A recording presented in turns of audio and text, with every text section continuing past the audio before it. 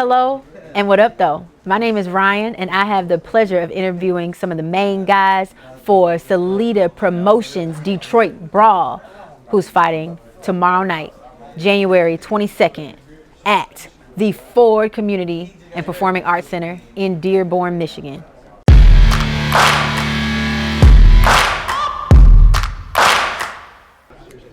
Good evening. Good evening. I am sitting here with Frank Garza, a famous Hall of Famer for boxing referees.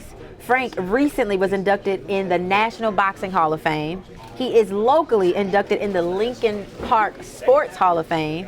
And not to mention, he's in the St. John's Alumni Hall of Fame. Frank, how does it feel to be such a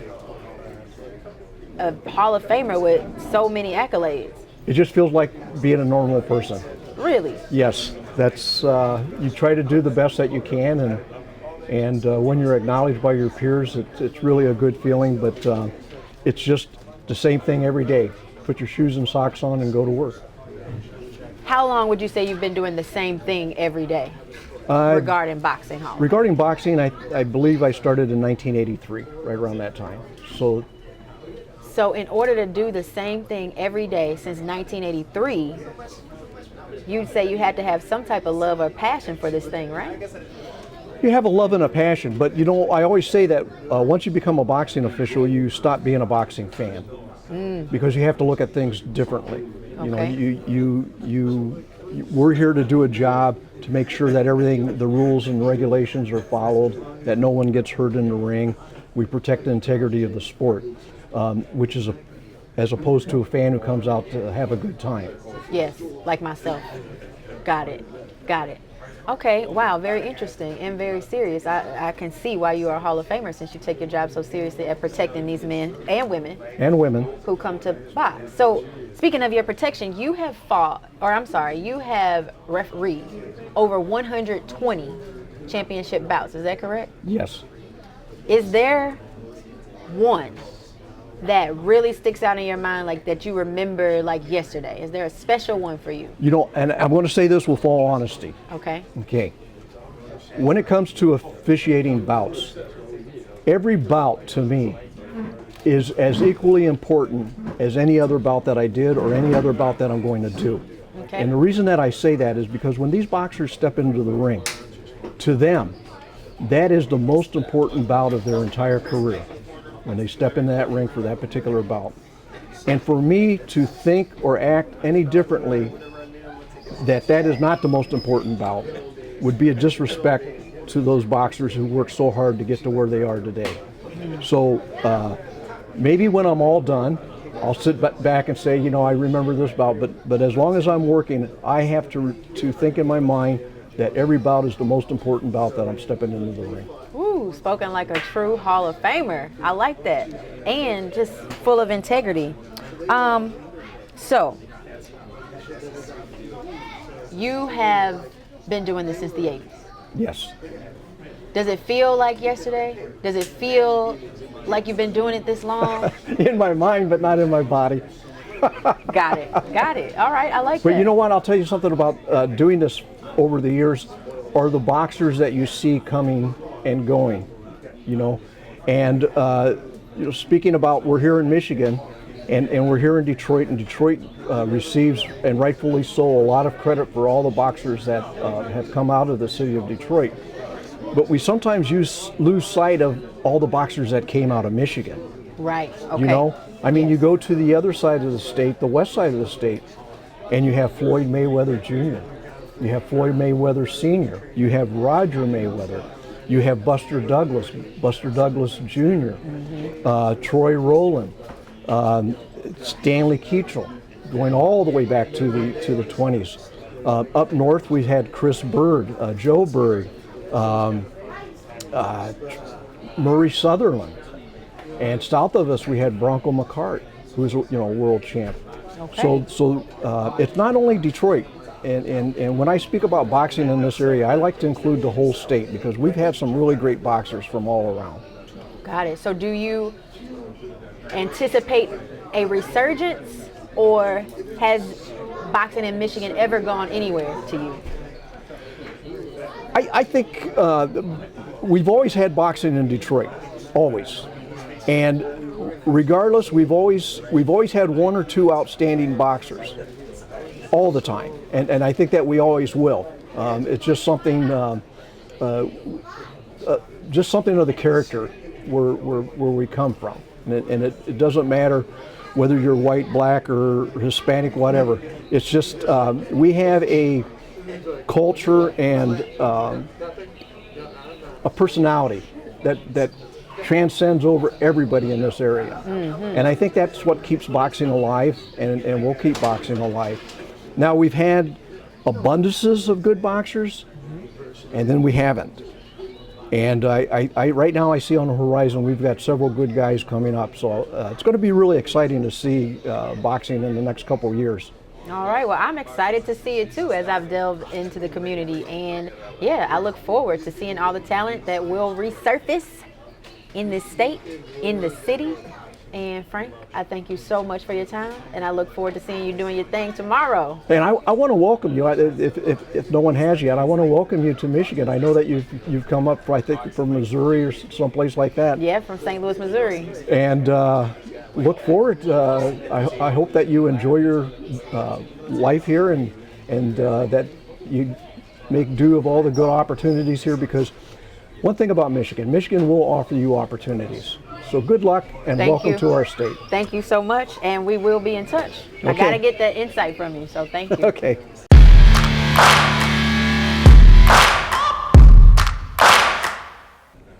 Detroit Brawl viewers, I have the pleasure of sitting next to and with the renowned boxing trainer and Detroit boxing staple, Sugar Hill.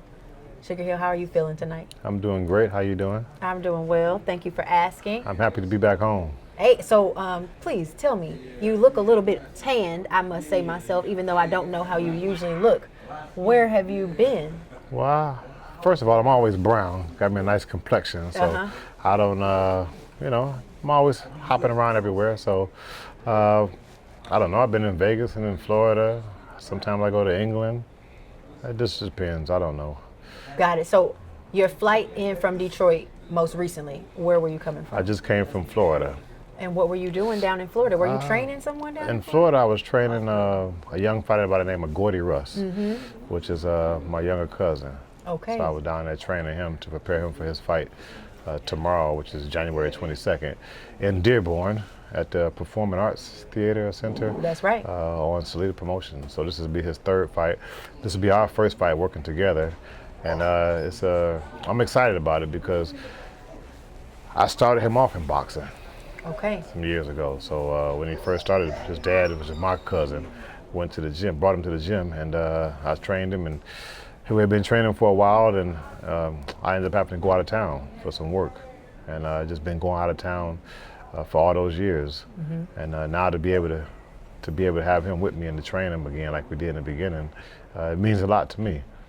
For one reason is because when I was boxing, I always wanted Emmanuel to train me, but he never trained me like that. So this is, me being able to train like my little nephew or cousin, little cousin, in boxing as I wanted Emmanuel to train me. Got it. And you mean the Emmanuel Stewart, the godfather of Detroit boxing is what I've read that he's known as. Is that correct? Yeah, the godfather of boxing.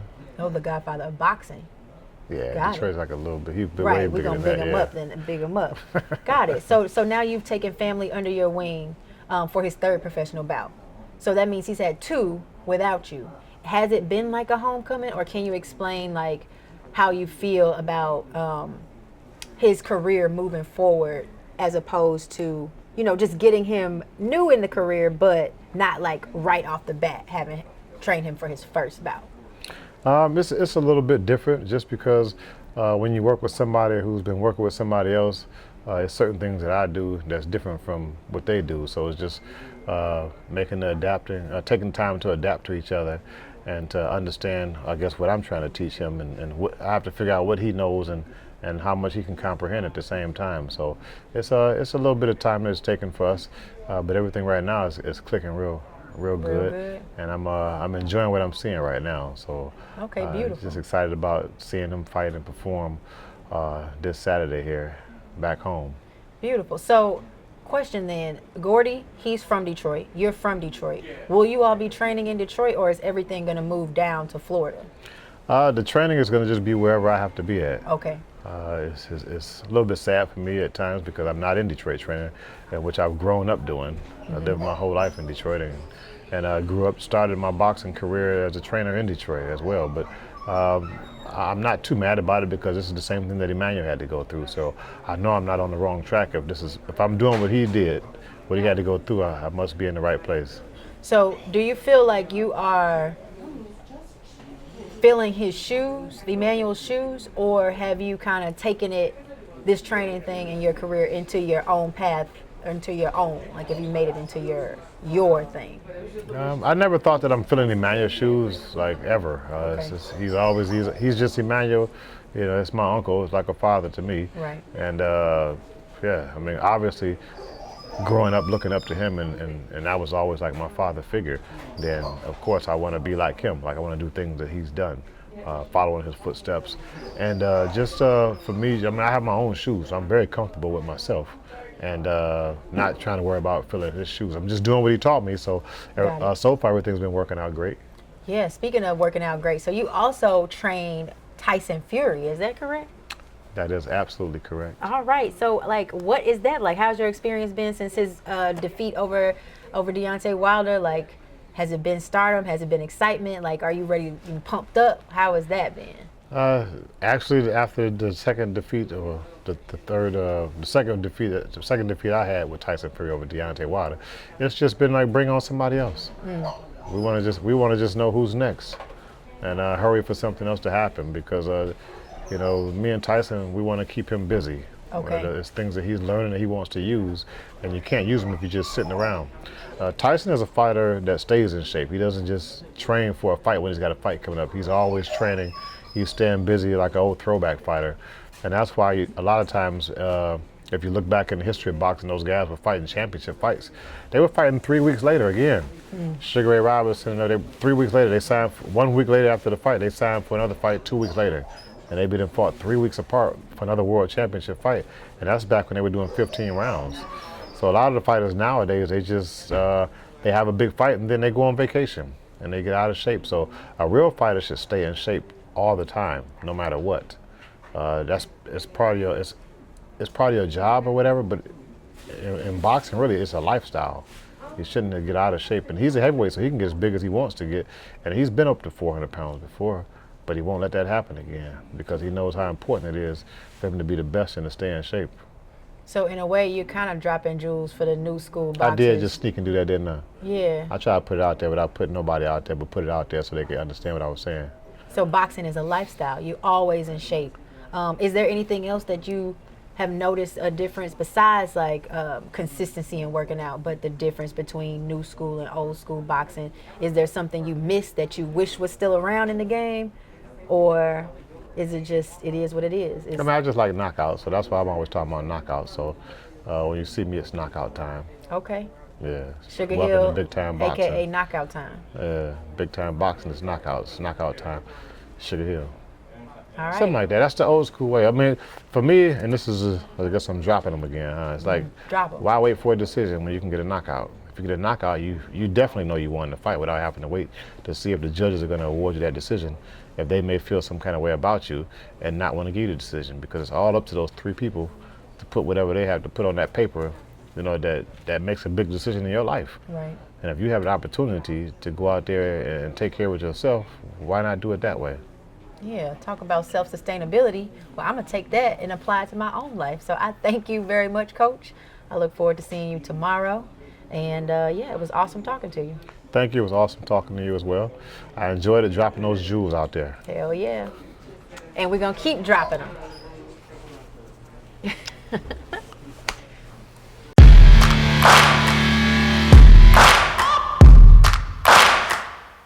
Hello, I have the honor to be sitting next to a heavy hitter in the boxing game, and maybe not in the way you may think. This is Lindsay Tucker, LBF Championships Chairman. How are you feeling today, Mr. Tucker? I feel great, yes. Awesome, awesome. So your career in boxing stems back to 1981. That's correct. Can you explain how you got your start or where you started in the boxing game? Yeah, I got my start as an inspector with the New Jersey Boxing Commission. I had a friend who was an inspector, and he would leave like on a Friday, come back on a Sunday in Atlantic City. And his wife started getting suspicious. She thought maybe he had something going on, so she made him quit. And they asked me if I was willing to take his place. And I said, sure. I said, do I get to see the fights for free? They said, yeah, you get to see all the fights for free. So at that point, I became an inspector with the New Jersey Boxing Commission in 1981. And I stayed there until 2002. During that time, I was an inspector, I was also a timekeeper, and I was also a judge. I left in 2002 because I took a position with the International Boxing Federation, the IBF, and stayed there until 2018, and then I left, and now I with the Legends Boxing Foundation, the LBF. Got it. Okay, so is it safe to say that then your love for boxing just took you from the bottom, now we here type thing? Yes. Okay. Yes, it did. So doing what you love has kept you. All right. I would have did it for free. Yeah. That's awesome. Talking about love for boxing, do you have a particular special place in your heart for Detroit boxing? Yes, I do. Believe it or not, years ago, I had a friend by the name of Emmanuel Stewart. And I came to Detroit several times. In fact, back then, a lot of the fights were held at a place called the Joe Louis Arena. And I happened to be there when Roberto Duran fought and lost. Yeah. And I had another friend, Hiawatha Knight. She was the first female boxing commissioner for the state of Michigan. And she also was, at one point, the president of the IBF. But she passed away. In fact, I was here for her funeral. And during my stay with the IBF, I was here several times with Clarissa Shields and a kid named Ubob and another kid named Salamov that fought for Dimitri. I was here as a supervisor for those fights. So what's it like, speaking of Dimitri, shout out to the GWOAT. I just had the chance to talk to her, and her energy is just intoxicating. You know, I feel like I could do anything when I'm around her. And she happens to be promoted and represented by Dimitri Salita. Yes. So you've seen him as a boxer. Now he's promoting. Yes. Can you explain how it feels to see somebody transition in boxing like that? Oh, it feels great, you know, to see somebody who had a good career in boxing, retired, and then became a promoter. That's unusual. I like that, though, because he's a guy that knows it from the inside out, knows it from the boxer's perspective, and knows it from the promoter's perspective. Yeah. All right. Well, I thank you so much for your time. I look forward to hearing more insights from you in the future. No problem. Good luck to you in your career and your continued career, and we will chat sooner than later. Thank you. Thank you.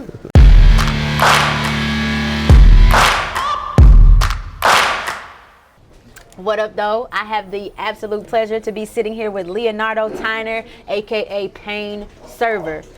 Born and raised in Detroit, West Side.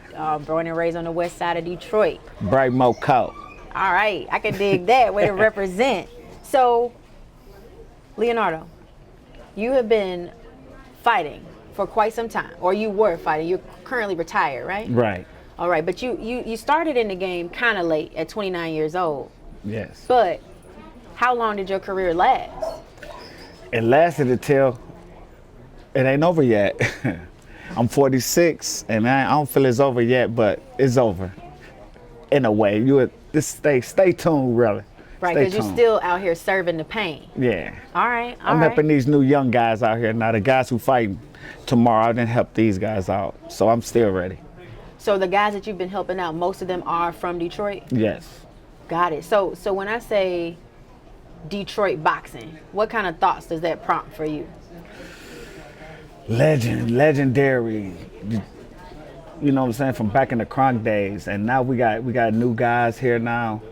We got some good talent coming up, young young guys who know the ropes that we had to go through. So they listening. They gonna listen a little better. So. And Salida bringing more boxing to Detroit, and these Kenny, all these promoters bringing boxing. I'm loving it. A lot of boxing here in Detroit now. Okay. All right. So the reason that these young guys should listen to you, what is that reason? I mean, you've had experience against some of the top boxers in the game, right? Is that correct? Yes. Can you kind of talk about your experience and like with top-notch guys? Well, I didn't box and sparred and been with everybody, so. And I had a lot of game from different trainers, me fighting. So it's a lot of knowledge here. So if they don't listen, it's on them. But most of them listen. That's what's up. Yes. Do you have a certain persuasion that kind of forces these guys to listen, or is it just like a natural inclination for them to listen to you? Well, I kind of force because I'm a more of a nuts guy. You gotta have nuts and be tough. Okay.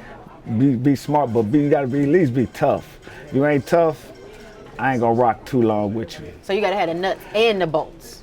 Thank you. Gotta have all the equipment. Okay. all that. All right, I can dig that.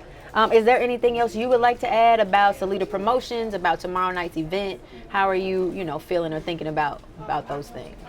I'm happy to come to these shows in Detroit, and Salida been bringing good shows to big names. It'd be some big names. I'm trying to catch one of them big names he bring here one day, and I'll knock him off too. But keep bringing the big names, bringing big shows. You know what I'm saying? We got our young guys coming up. We got my boys from Houston. That's my second home. We got them guys here. I had to come show them some love. You know what I'm saying? That's right. I'm here for Detroit boxing, and my Houston family is All here. right. Well, hopefully your Houston family can bring us some of that H-Time heat. In the meantime, thank you so much for taking the time to talk to me. Thank and you. I'll see you tomorrow night. Yes. All right.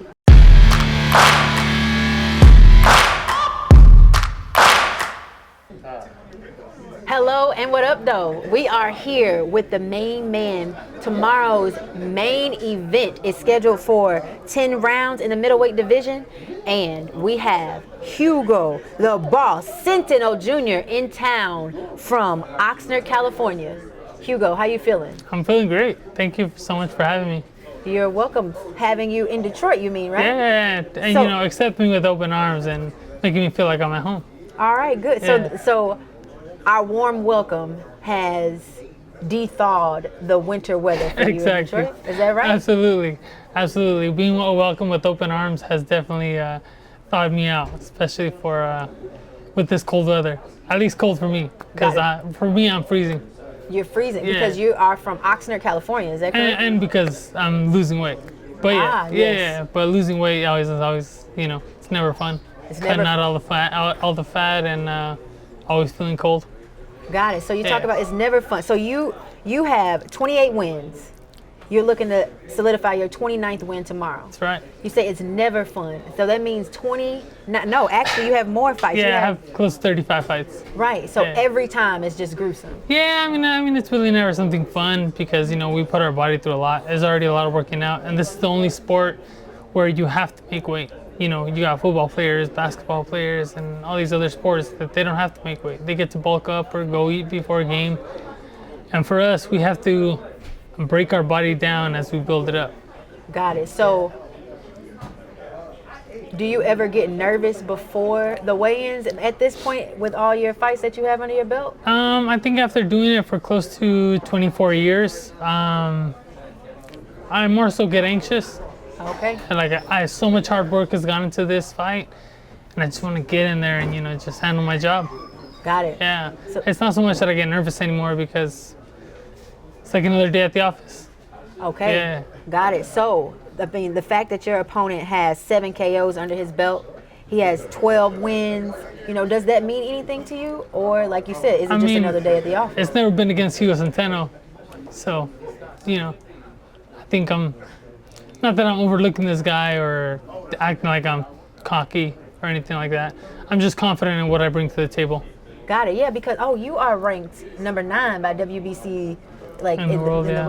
So how has being a number 9 ranked top 10 contender in the world, How has that been, or that feeling? What is I think that like? I think being ranked in the top 10 for the last about 5 years, and being in the top 10 in the world for the last 5 years, I mean, it just feels amazing.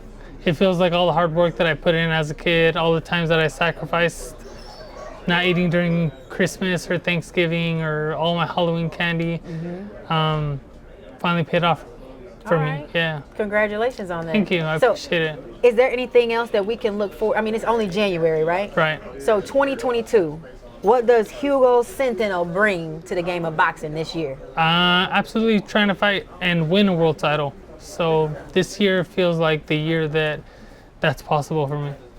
Why particularly this year versus say next year or last year? I feel like a lot of people closed the door on me after I fought for a world title and I lost.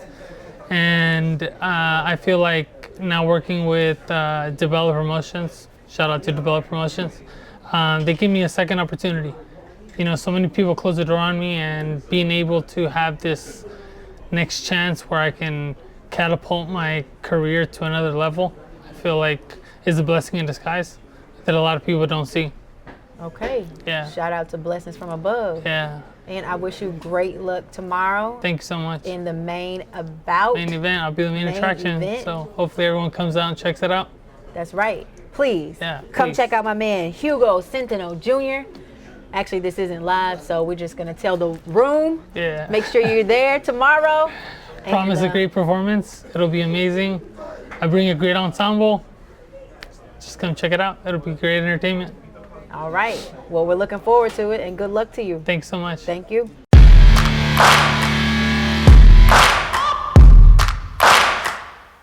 All right.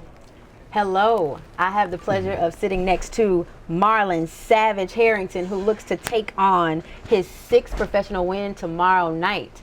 Marlon, how you feeling today? Feeling great, ready. Feeling ready to rock, huh? So you are fighting 6 rounds tomorrow in the middleweight division, Yes, ma'am. against Terry Roscoe from Albany, Georgia.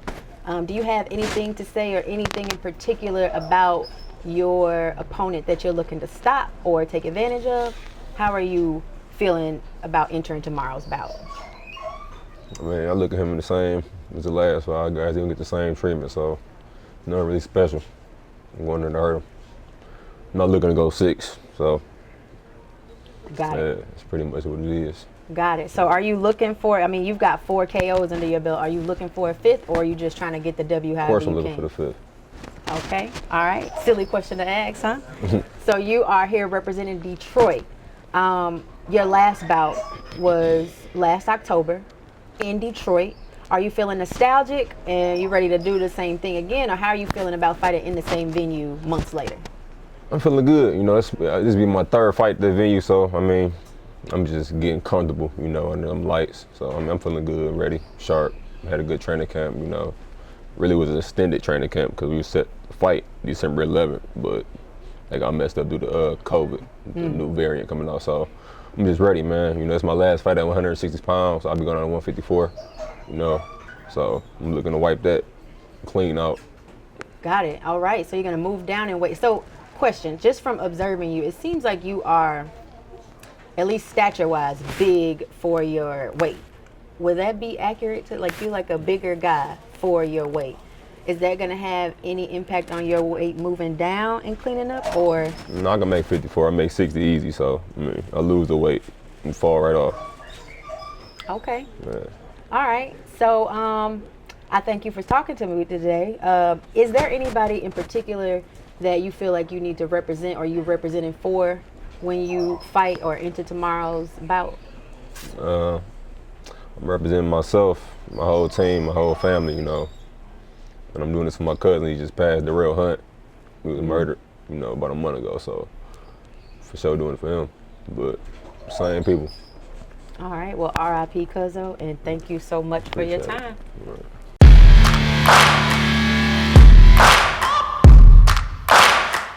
I have the pleasure of sitting right here, right now, with the hot boy himself, Winfred Harris, who looks to take on his 21st defeat tomorrow in the LBF USMC Super Middleweight Championship title fight. How you feeling today? Good. Good. Ready. Feeling ready? Yeah. All right. So you are from where, Winfred? I'm from Detroit. Like 4-1, Finkel Ave. 4-1 Finkel Lab. Yeah, mean streets. All right, the Yeah. mean streets of Yeah. it. So you ready to show out tomorrow night for your people? Yeah, that's just what I gotta do. That's what they expect me to do. So I gotta show up and do what they want me to do. Okay. All Look right. good doing it. All right. I can dig that. Yeah. So talking about looking good, I really do like your zip up you got going on. It says untouchable. I don't know if you can see the angle, but is that how you feeling right now, or describe like why you have on this hoodie today? Because it's a lifestyle. Untouchable is a lifestyle, you know. So I knew you was digging it because I seen the glare out your eye already when it was shining. Yeah, so it's just a lifestyle. That's how I am all day, every day. You feel me? Okay. All Can't right. touch this. Okay. Got it. So it looks like your opponent is also pretty experienced. Does that weigh in or mean anything to you regarding tomorrow's fight, or I don't never care. never? Nah. Okay. Never. I Yeah. like that. So you just ready to go? Yeah. Okay. Got it. So this is your first fight in Detroit since 2018. Is that correct? Since 2018. So how does that make you feel about fighting here after 4 years? I feel like I gotta put on a show. Mm. You know? That's how I'm feeling. Okay. All right. Well, we look forward to seeing that show. Yeah. Thank you for your time, and good luck to you tomorrow. All right. I'll see you later.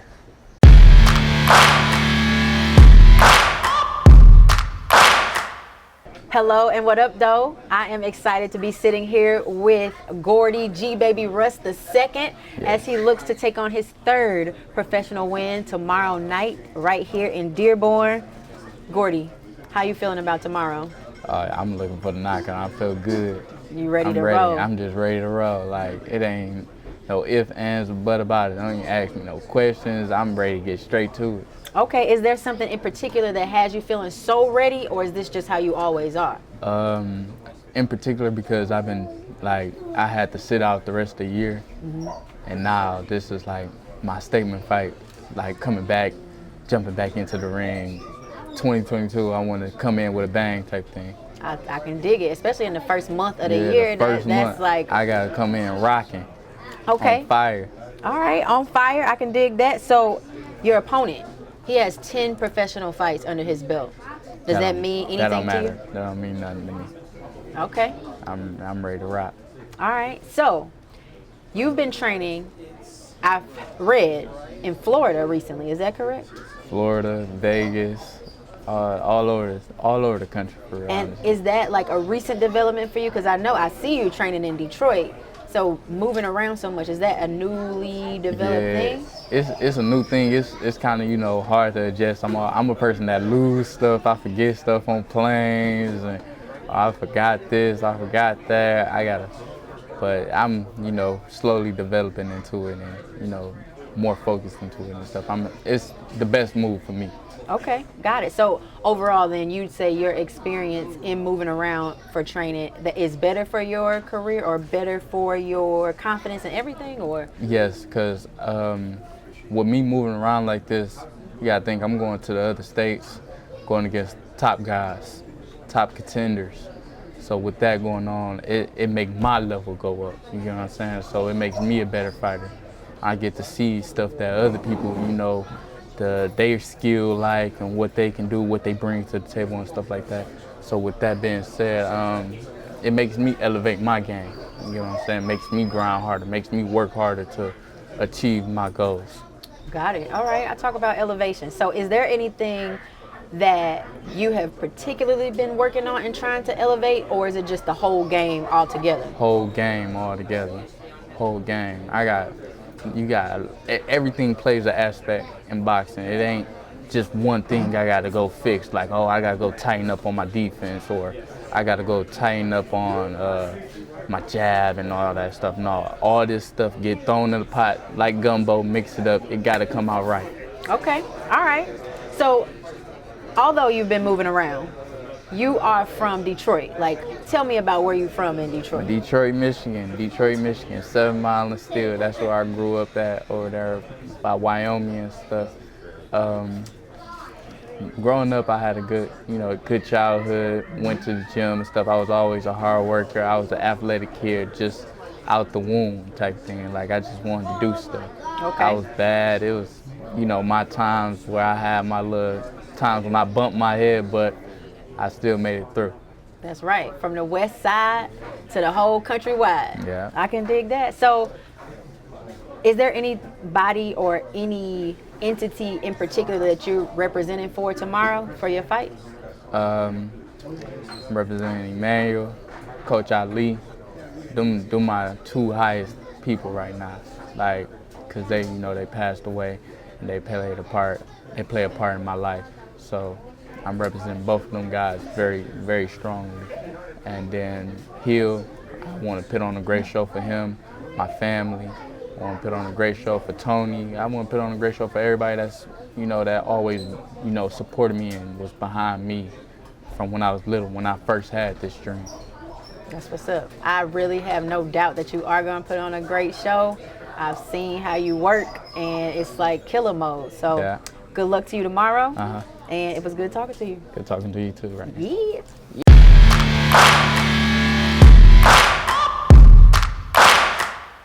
All right, I am now here with Joshua Double J Pagan as he looks to take on his first professional win tomorrow.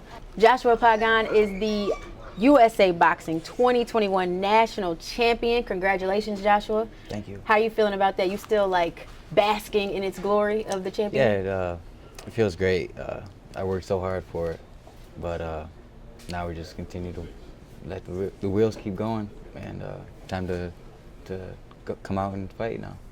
Got it. So, question, do you feel like you're entering deep waters going into your first professional bout, or is it just kind of like, I've been doing this, so let's go? I've been doing this for so long, just fighting all year round. So like, it's just another fight for me. Prepare the same way, train hard, just be ready to fight. All right. All right, I can dig that. So the fact that your opponent has 9 professional bouts under his belt, Yeah. does that mean anything to you, or? Not really. It's another fight for me. I just train hard. Just ready to come in and do what I got to do, get the win. Got it, got it. So speaking of doing what you have to do, right? In preparation, I saw you on another interview talking about how you like to have zenned out music, Yeah. I guess, versus something angry and violent before a fight. Yeah. For sure. What does zen mean for you, or what does that do for you? Just gets me in a good mood, good spirits before the fight. I don't like listening to stuff that's gonna like gets me angry, because like it's better to just be more relaxed before the fight. Because anger will what? Like, It's what's wrong with anger? disadvantage when you get angry. It makes you do things you shouldn't do in the ring. So I just like listening to stuff that's gonna clear my mind and just help me perform better in the ring, honestly. I got it. Breathe in and breathe out, just keep me Feeling loose. real centered. Yeah. I like that. Okay. All right. So, question then. Your favorite or last Marvin Gaye song that you listen to? What's that one called? How about Michael Jackson? Michael Jackson, Billie Jean. Billie Jean. Yeah. So that's a good like zen song for you. Yeah. Billie Jean gets you feeling good, Oh, yeah. centered, and ready to knock somebody out. Oh yeah. For sure. All right. I can dig that. Well, good luck to you in weigh-ins. It was awesome talking to you. Good talking to you And see you too. tomorrow. Thank you.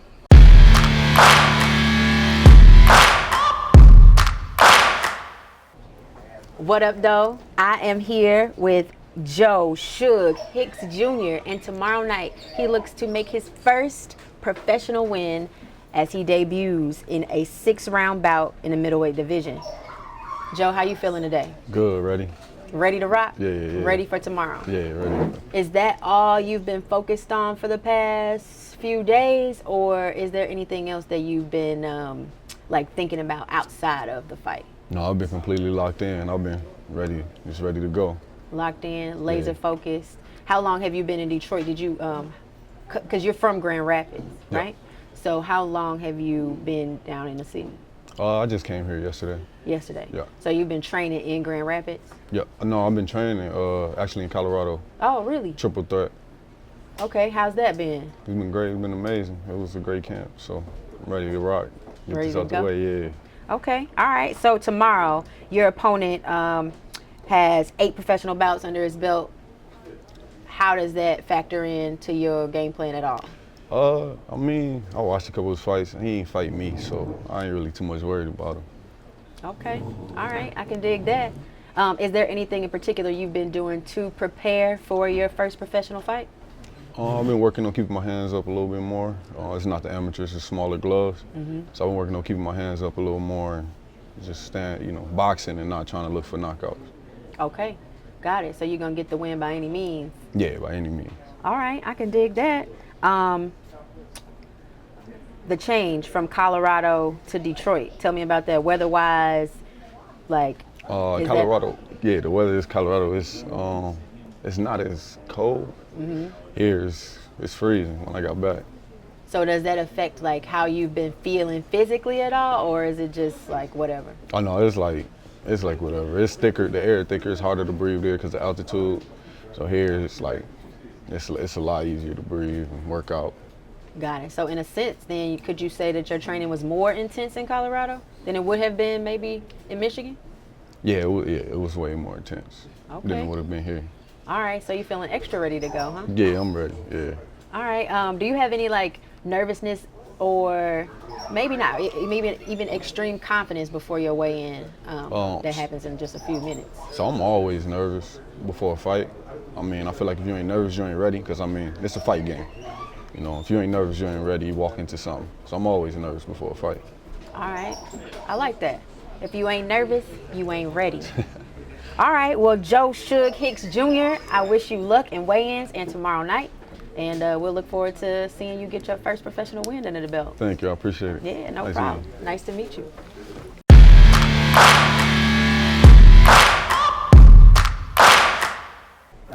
What up, though? I have the pleasure of sitting here right next to Quentin Quickdraw Randall, representing Houston, Texas, looking to solidify his 9th professional bout. Quentin, how you feeling today? I feel good. I'm ready to get this show on the road. It's my first time in Detroit. Looking to make an impression. I'm looking to make an impression everywhere I go. Got it. So wait, I assume though that you've been busy training, so you haven't had a chance to explore the city, or have you? No, I haven't had a chance. I've been training since I got here. My flight got in late, so all I've been doing is, I don't really come to other cities to enjoy anything. I come to work. After I work, I may enjoy some time. If not, I just go home and relax. Got it. So when are you, as soon as you fight tomorrow, the fight's over, do you leave out the next day, or will you get a chance to? I'm going home the next day. Got it. Yeah, I'm going home. So you ready to get back? Yeah, I got more. I got H-time. another fight next month. So I'm gonna take care of business tonight and get ready to take care of business next month.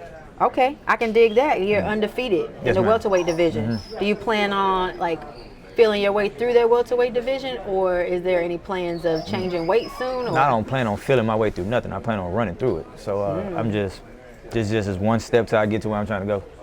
Okay, I can dig that. Very focused, laser focused. It sounds like. Okay, what do you think like influenced you to be so laser focused and locked in? Somebody whooping my ass on TV. That don't sit right with me.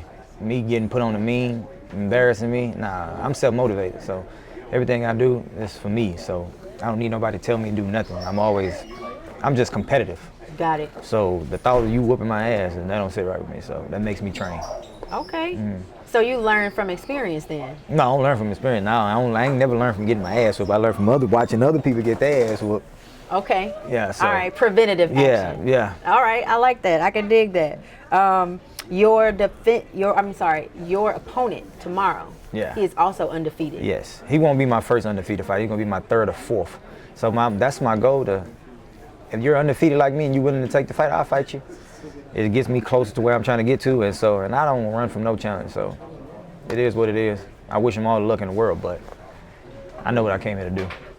All right, I can dig that. Is there anything in particular that you do right before the fight to get into war ready? No, I'm real relaxed. I'm real playful. I'm a comedian at heart. So I'm laughing, I'm joking with my team, I'm working, I'm relaxed. I never go in the ring with a attitude or tensed up pressure. I'm relaxed. I got a game face. the entire time. Even when I'm in the ring, you'll never see me fold under pressure.